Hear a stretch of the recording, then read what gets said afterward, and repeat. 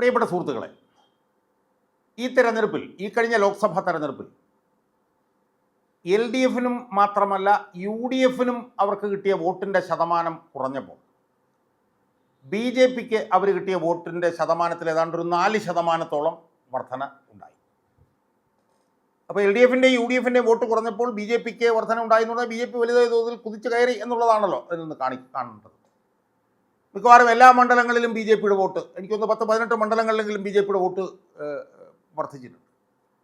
അതിൽ തന്നെ ആലപ്പുഴ, ആറ്റിങ്ങൽ, ആലത്തൂർ മുതലായിട്ടുള്ള ലോക്സഭാ മണ്ഡലങ്ങളിൽ BJPയുടെ വോട്ട് കുത്തനെ വർദ്ധിച്ചിട്ടുണ്ട് എന്നുള്ളതും വസ്തുതയാണ്. ആലപ്പുഴ മണ്ഡലത്തിൽ നമുക്കറിയാം 1,20,000 വോട്ടാണ് BJPയുടെ സ്ഥാനാർത്ഥിക്ക് കിട്ടിയതെങ്കിൽ ഇത്തവണ അത് 3 ലക്ഷം വോട്ടിലേക്ക് വർദ്ധിച്ചു. ആറ്റിങ്ങലിലും 3,10,000 ആയിരുന്ന ഏതാണ്ട് ഒരു 10,60,000 വോട്ട് വർദ്ധിച്ചു. ആലത്തൂരിലും ഏതാണ്ട് 1,00,000-അടുത്ത് വോട്ട് വർദ്ധിച്ചതായിട്ടാണ് കണക്ക്. മറ്റ് മണ്ഡലങ്ങളിലൊക്കെ വോട്ടുകൾ വർദ്ധിച്ചു. കണ്ണൂർ മണ്ഡലത്തിൽ പോലും BJPക്ക് കിട്ടിയ വോട്ട് ഇരട്ടിയോളം, ശതമാനം ഇരട്ടിയോളമായി വർദ്ധിച്ചു. തിരുവനന്തപുരം മണ്ഡലത്തിൽ വർദ്ധിച്ചു. തൃശ്ശൂരിൽ ആദ്യമായി BJPയുടെ ഒരു സ്ഥാനാർത്ഥി വിജയിച്ചു. അപ്പോൾ ഇങ്ങനെ വലിയ തോതിലുള്ള കുതിച്ചുകയറ്റം BJPക്ക് ഇത്തവണ ഉണ്ടായിട്ടുണ്ട്. ഏതാണ്ട് 11 മണ്ഡലങ്ങളിൽ BJP 1-ാം സ്ഥാനത്താണ് നിൽക്കുന്നത്. ഏതാണ്ട് 8ഓളം മണ്ഡലങ്ങളിൽ BJP 2-ാം സ്ഥാനത്തുണ്ട്. ഈ 11 മണ്ഡലങ്ങളിൽ തന്നെ, ഈ 11 മണ്ഡലങ്ങളിലും CPM നേരത്തെ ജയിച്ചിരുന്ന മണ്ഡലങ്ങളാണ് നമ്മൾ ഓർക്കണം. അവിടെയാണ് BJP 1-ാം സ്ഥാനത്തേക്ക് വന്നിരിക്കുന്നത്. ആലപ്പുഴയിൽ ഒരു 4-5 നിയമസഭാ മണ്ഡലങ്ങളിൽ 2-ാം സ്ഥാനത്താണ് BJP. ചില മണ്ഡലങ്ങളിൽ 1-ാം സ്ഥാനത്തുമുണ്ട് BJP. ഇപ്പം നിയമമണ്ഡലത്തിൽ ഇപ്പോൾ BJP ഏതാണ്ട് 20,000 വോട്ടിൻ്റെ ഭൂരിപക്ഷത്തിൽ മുന്നിലാണ്. കഴിഞ്ഞ തവണ ഏതാണ്ട് 8,000 വോട്ടിന് CPM ജയിച്ചൊരു മണ്ഡലമാണ്.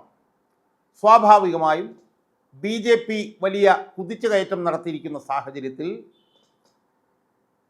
ഇനി അടുത്ത് നടക്കാൻ പോകുന്ന തെരഞ്ഞെടുപ്പിൽ തങ്ങൾ വലിയ കുതിച്ചുകയറ്റത്തിലേക്ക് പോകും എന്നൊക്കെ ഉള്ള നിലയിലുള്ള സംസാരങ്ങൾ BJPയുടെ നേതാക്കന്മാരുടെ ഇടയിൽ നിന്ന് വന്നു. BJP ഇപ്പോൾ ഒരു വിശാല സംസ്ഥാന കമ്മിറ്റി യോഗം കൂടാൻ പോകുന്നതിൻ്റെ ഫ്ലക്സ് ബോർഡുകൾ നഗരത്തിൽ മുഴുവൻ, തിരുവനന്തപുരം നഗരത്തിൽ മുഴുവൻ നടന്നിട്ടുണ്ട്. അതിലൊക്കെ തന്നെ കെ സുരേന്ദ്രൻ 32 പല്ലും കാണിച്ച് ഇങ്ങനെ ചിരിച്ചുകൊണ്ട് നിൽക്കുന്ന ഒരു പടം, ഫോട്ടോ അതിൽ നമുക്ക് കാണാൻ പറ്റും. പല സ്ഥലങ്ങളിലും കെ സുരേന്ദ്രന് സ്വീകരണങ്ങൾ ലഭിച്ചുകൊണ്ടിരിക്കുകയാണ്. കെ സുരേന്ദ്രൻ ഇത്തവണ പാർട്ടിക്ക് വലിയ തിരിച്ചടിയുണ്ടായിരുന്നുവെങ്കിൽ നേതൃത്വത്തിൽ നിന്ന്, പാർട്ടി സംസ്ഥാന പ്രസിഡന്റ് സ്ഥാനത്തിൽ നിന്ന് മാറും എന്നാണ് കരുതിയിരുന്നത്. എന്നാൽ പാർട്ടി വലിയ മുൻതൂക്കം പാർട്ടിക്കുണ്ടായ സാഹചര്യത്തിൽ ആ സ്ഥാനത്ത് നിന്ന് മാറില്ല എന്നുള്ളത് ഇപ്പോൾ ഉറപ്പായിരിക്കുന്നു. കഴിഞ്ഞ ദിവസം കെ സുരേന്ദ്രൻ പാലക്കാട് മറ്റുമാണ് ഒരു പ്രസംഗം നടത്തിയത് കേട്ടത്. പാലക്കാടും ചേലക്കരയും ഞങ്ങൾക്ക് തന്നാൽ 2026 ഞങ്ങൾ കേരളത്തിൽ അധികാരത്തിലേറും എന്ന് കെ സുരേന്ദ്രൻ സംസാരിക്കുന്നതായിട്ട് കണ്ടു. അതിന് സമാനമായി തൃശ്ശൂർ MP ആയിട്ടുള്ള സുരേഷ് ഗോപിയും സംസാരിച്ചിട്ടുണ്ട്. അപ്പോൾ ഇതിൽ നിന്നൊക്കെ BJP വലിയ മുന്നേറ്റം നടത്തിയിരിക്കുന്നു. BJP ഇനിയും വലിയ മുന്നേറ്റം നടത്താൻ പോകുന്നു. BJP ഒരുപക്ഷെ കേരളത്തിൽ അധികാരത്തിലേക്ക് പോലും വരാൻ പോകുന്നു എന്നൊക്കെയുള്ള നിലയിലുള്ള സംസാരങ്ങൾ BJPക്കാരുടെ ഭാഗത്തുനിന്ന്, BJP നേതാക്കന്മാരുടെ ഭാഗത്തുനിന്ന് ഉണ്ടായിക്കൊണ്ടിരിക്കുകയാണ്.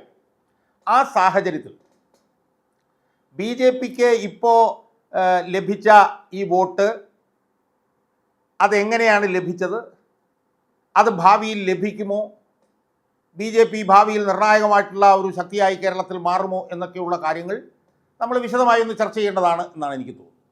സുഹൃത്തുക്കളെ, BJPയുടെ വോട്ട് വലിയ തോതിൽ വർദ്ധിച്ചിട്ടുണ്ട് എന്നുള്ളത് വസ്തുതയാണ്. LDFിൻ്റെയും UDFിൻ്റെയും വോട്ടിൽ ശതമാനത്തിൽ കുറവുണ്ടായപ്പോൾ UDF 18 സീറ്റിൽ ജയിച്ചെങ്കിലും UDFന് കിട്ടിയ വോട്ടിൽ ഏതാണ്ട് 2-2.5% കുറയുകയാണ് ഉണ്ടായത്.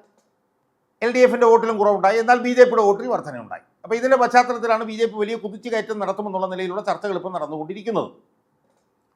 സുഹൃത്തുക്കളെ, ഇവിടെ നമ്മൾ കാണേണ്ട ഒരു കാര്യം BJPക്ക് എങ്ങനെയാണ് ഇത്രയും കൂടുതൽ വോട്ടുകൾ ലഭിച്ചത് എന്നുള്ളതാണ്.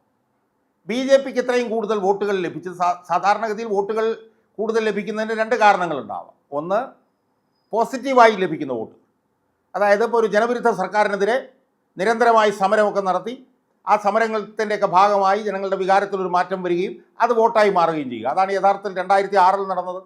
2001-2006 കാലഘട്ടത്തിൽ VS അച്യുതാനന്ദൻ പ്രതിപക്ഷ നേതാവായിരുന്ന സമയത്ത് നടത്തിയിട്ടുള്ള പ്രൗഢോജ്വലമായിട്ടുള്ള പ്രചരണങ്ങളുടെ ഭാഗമായിട്ട് ജനങ്ങൾ VS അച്യുതാനന്ദൻ അനുകൂലമായി 2006 വോട്ട് ചെയ്തു. അത് പോസിറ്റീവായിട്ടുള്ള വോട്ട്. നെഗറ്റീവായിട്ടുള്ള വോട്ട് എന്താണ്? നെഗറ്റീവായിട്ടുള്ള വോട്ടെന്ന് പറഞ്ഞു കഴിഞ്ഞാൽ അധികാരത്തിലിരിക്കുന്ന സർക്കാരിനെതിരായിട്ട് ജനങ്ങളുടെ വികാരം വരുമ്പോൾ ആ വികാരത്തിനനുസൃതമായി ജനങ്ങൾ അധികാരത്തിലിരിക്കുന്ന പാർട്ടിക്കെതിരായിട്ട് വോട്ട് ചെയ്യുന്ന ഒരു വോട്ട്. അതിനാണ് ആൻറ്റി ഇൻകുംബൻസി വോട്ട് എന്ന് പറയുന്നത്. യഥാർത്ഥത്തിൽ ബി ജെ പിക്ക് ഇവിടെ കിട്ടിയ വോട്ട് എങ്ങനെയാണ്? ബി ജെ പിക്ക് എങ്ങനെയാണ് ആലപ്പുഴയിലും ആറ്റിങ്ങലും ആലത്തൂരുമൊക്കെ വോട്ട് കൂടിയത്? സി പി എമ്മിനോടുള്ള വിരോധം, ആ വിരോധത്തിൻ്റെ ഭാഗമായി സി പി എമ്മിൻ്റെ അണികൾ, വലിയൊരു ശതമാനം സി പി എമ്മിൻ്റെ അണികൾ ബി ജെ പിക്ക് വോട്ട് ചെയ്തപ്പോഴാണ് ആ മണ്ഡലങ്ങളിലൊക്കെ ബി ജെ പിയുടെ വോട്ട് കൂടിയത്.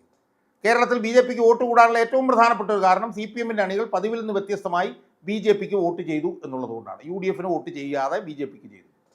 യഥാർത്ഥത്തിൽ വടക്കൻ കേരളത്തിൽ എൽ ഡി എഫുകാർ യു ഡി എഫിനാണ് വോട്ട് ചെയ്തത്. എന്നാൽ തെക്കൻ കേരളത്തിൽ എൽ ഡി എഫുകാരിൽ വലിയൊരു പങ്ക് ബി ജെ പിക്ക് വോട്ട് ചെയ്തു. അങ്ങനെയാണ് ബി ജെ പിക്ക് വോട്ട് കൂടാൻ കാരണം. സുഹൃത്തുക്കളെ, ബി ജെ പി പറയുന്നത് പോലൊരു നേട്ടം അടുത്ത തവണ ഉണ്ടാക്കണം എന്നുണ്ടെങ്കിൽ അടുത്തു വരാൻ പോകുന്ന തെരഞ്ഞെടുപ്പിലും ഇപ്പോൾ ബി ജെ പിക്ക് വോട്ട് ചെയ്ത സി പി എംകാർ അടുത്ത തെരഞ്ഞെടുപ്പിലും ബി ജെ പിക്ക് തന്നെ വോട്ട് ചെയ്യണം. അങ്ങനെ ചെയ്താലേ ഇപ്പോൾ ബി ജെ പിക്ക് ഉണ്ടായിട്ടുള്ള നേട്ടം അടുത്ത തെരഞ്ഞെടുപ്പിലും അവർക്ക് ഉറപ്പിക്കാൻ കഴിയും. എന്ന് പറഞ്ഞാൽ സി പി എമ്മിനോട് വിരോധമുള്ള ഇടതുപക്ഷക്കാരും സി പി എമ്മിൻ്റെ അണികളും അടുത്ത തെരഞ്ഞെടുപ്പിലും ബി ജെ പിക്ക് വോട്ട് ചെയ്യണം. അത് എത്രത്തോളം പ്രായോഗികമാകും എന്നതനുസരിച്ചിരിക്കും ബി ജെ പിക്ക് ഉണ്ടാകാൻ പോകുന്ന നേട്ടം. ഈ ലോക്സഭാ തെരഞ്ഞെടുപ്പിൽ സി പി എമ്മിനോടുള്ള വിരോധം കൊണ്ട് ബി ജെ പിക്ക് വോട്ട് ചെയ്തവരിൽ നല്ല ശതമാനവും അടുത്ത തവണയും ബി ജെ പിക്ക് വോട്ട് ചെയ്യണം, എന്നാലേ അവർക്ക് ആ ഗുണം ഉണ്ടാവുകയുള്ളൂ. അത് രണ്ട് കാര്യത്തെ ആശ്രയിച്ചിരിക്കുന്നു എന്നാണ് എനിക്ക് സൂചിപ്പിക്കുക. സി പി എമ്മിനെതിരായിട്ടുള്ള പോരാട്ടത്തിൽ യു ഡി എഫിനെ വിശ്വസിക്കാതെയാണ് തെക്കൻ കേരളത്തിൽ ബി ജെ പിക്ക് സി പി എംകാർ വോട്ട് ചെയ്തത്. സ്വാഭാവികമായും അടുത്ത തെരഞ്ഞെടുപ്പിലും യു ഡി എഫിനെ വിശ്വസിക്കാൻ കഴിയില്ല ഉള്ള നിലയാണുള്ളതെങ്കിൽ ഈ സി പി എമ്മിൻ്റെ വോട്ടുകൾ അടുത്ത തവണയും ബി ജെ പിയിലേക്ക് തന്നെ പോകാം. കാരണം ബി ജെ പിയിലേക്ക് ഇത്തവണ തെക്കൻ കേരളത്തിൽ വോട്ട് പോകാൻ കാര്യം എന്താ? യു ഡി എഫുകാരെ ജനങ്ങൾ വിശ്വസിച്ചില്ല. സി പി എമ്മിനെതിരായിട്ടുള്ള പോരാട്ടത്തിൽ യു ഡി എഫിനോടുള്ള വിശ്വാസ്യത കുറഞ്ഞുകൊണ്ടാണ് അത് ബി ജെ പിക്ക് പോയത്. അപ്പോൾ സ്വാഭാവികമായും അടുത്ത തെരഞ്ഞെടുപ്പിലും യു ഡി എഫിനെ ജനങ്ങൾക്ക് വിശ്വാസമില്ല, അല്ലെങ്കിൽ സി പി എമ്മിൻ്റെയും ഇടതുപക്ഷത്തിൻ്റെ അണികൾക്ക് വിശ്വാസമില്ല എന്നുള്ള സാഹചര്യം നിലനിൽക്കുകയാണെങ്കിൽ അടുത്ത തവണയും അത് ബി ജെ പിയിലേക്ക് പോകാം. ഏറ്റവും പ്രധാനപ്പെട്ട സാധ്യത എന്ന് പറഞ്ഞത് സി പി എം തിരുത്തുമോ ഇല്ലയോ എന്നുള്ളതാണ്. സി പി എം ഇപ്പോൾ തെറ്റുകൾ കണ്ടുപിടിച്ചിട്ടുണ്ട്, അത്രയും നല്ലത്. ആ തെറ്റുകൾ കണ്ടുപിടിച്ചതിൻ്റെ അടിസ്ഥാനത്തിൽ തിരുത്താൻ പോയാൽ ഉറപ്പാണ് സി പി എമ്മിൽ നിന്ന് ബി ജെ പിയിലേക്ക് പോയ ഈ വോട്ടുകൾ സി പി എമ്മിലേക്ക് തന്നെ തിരിച്ചെത്തും.